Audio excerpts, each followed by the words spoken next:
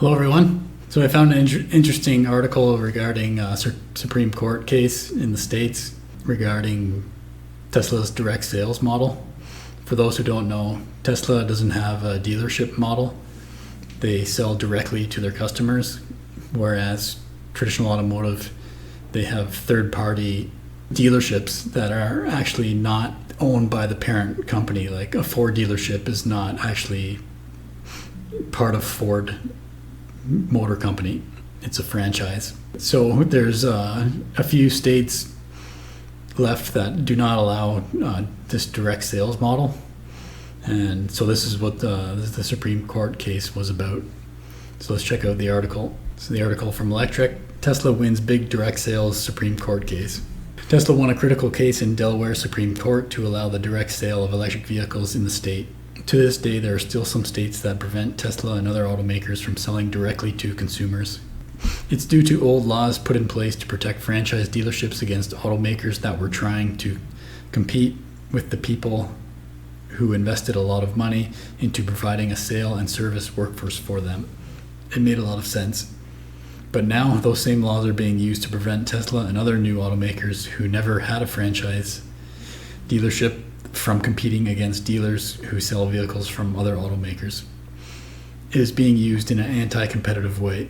Several states have changed those direct sale laws in order to avoid this misuse that gave a monopoly on car sales to third-party dealers. But there are still a few states where car dealers have a lot of influence with politicians, and they are convincing them to use those old laws and apply them to companies like Tesla to prevent them from opening their own stores. Delaware is one of those states, and the DMV interpreted the law the way the car dealers wanted, meaning that no car manufacturer can operate a dealership even if they don't have any franchise dealers. Tesla challenged the DMV's direction in Superior Court and failed. The case went on to Delaware Supreme Court, and this week Tesla won the case. Here's the court's decision. We reverse the DMV director's decision and the Superior Court judgment and remand for further proceedings consistent with this opinion. The General Assembly enacted the Franchise Act to address the disparity in bargaining power, which permitted new motor vehicle manufacturers to exert economic pressure over their franchises. Its definitions exclude Tesla and its direct sales model, where new electric cars are not sold through franchise dealers in Delaware. It's a big win for Tesla, but also Lucid, Rivian, and other automakers who are going the direct sale route. However, those other companies are not quite ready to have a location in Delaware. For Tesla, if they decided to go through that process, it sounds like they will invest in a location in Delaware. So good news for Tesla in Delaware.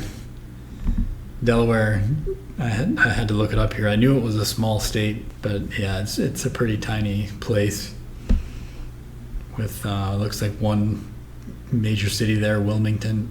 As you can see here, see this red dot outline is the state of Delaware, just south of Philadelphia on this peninsula here. But as the article mentions, Delaware is not the only state that doesn't allow the direct sales. So I looked up what other states still do not allow direct sales model, and it's the list here is Alabama, South Carolina, New Mexico, West Virginia, Kansas, Louisiana, Texas, and Wisconsin. So a big one there being Texas, which is surprising because Texas is kind of the home base for Tesla now. Well, it is. Tesla's head office is in Austin, Texas. So it's kind of funny that their head office is in a city that doesn't allow their company to directly sell to consumers, which is a little ridiculous to me that still exists. I understand, the barriers were put up in the past,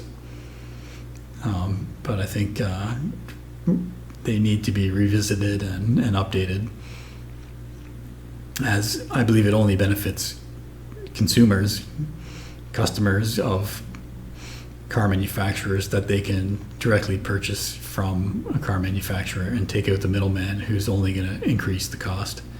I don't see a lot of benefit by having dealerships. And yeah, now that Ford has separated its electric vehicle line of the business, I think they're going to move this route to the direct to customer model. Without that model, like if you still have to go through the dealership model, it creates this weird situation where the dealer either has to, they're kind of competing products, an electric car versus an internal combustion engine car. So if you have those same two products on the dealer lot, the dealer can't really be honest about either one. They can just pretend like, oh, they're both amazing products, and yeah, either one you want, yeah, go for it. So they're not really incentivized to tell you the truth about the product if they have both on the lot. It just doesn't work in my mind.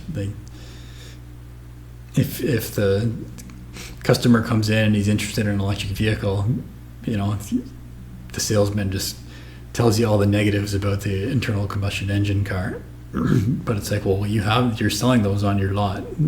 So yeah, I don't think it works by having them together on a dealership lot. So I think this direct to customer model for electric vehicles is the way to go, and I think eventually everyone will adopt that model. So good news for Tesla in Delaware. Hopefully it happens in a few other states that are still lagging behind. So that's it for this one. Still a couple hours to go before the shareholder meeting today. So I'll probably post a video later this evening. And that's it for now. My name's Evan Bertrand. This is the Evergreen channel. Give the video a like if you liked it. Subscribe by clicking on the wheel on the bottom right. And thanks for watching.